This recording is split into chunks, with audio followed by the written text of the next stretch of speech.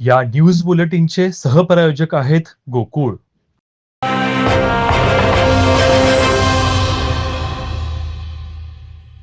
AICTE आणि कोल्हापूर येथील Kolhapur institute of technology innovation and research foundation यांच्या संयुक्त विद्यमानं आणि शिक्षण मंत्रालयाच्या सहकार्यानं इनोव्हेशन आणि उद्योजकता या विषयावर शिक्षकांसाठी 5 दिवसीय विशेष कार्यशाळेचे आयोजन करण्यात आलं आहे.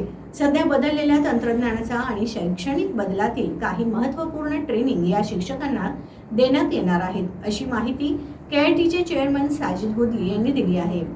SICTE आणि शिक्षण मंत्रालयाचा पुढाकार येथील KIT अभियांत्रिकी महाविद्यालयाच्या इनोव्हेशन अँड रिसर्च फाउंडेशन यांच्या वतीनं अखिल भारतीय तंत्रशिक्षण परिषद AICTE आणि शिक्षण मंत्रालयाच्या इनोव्हेशन सेल यांच्या संयुक्त विद्यमानं विशेष कार्यशाळेचे आयोजन करण्यात आलं आहे.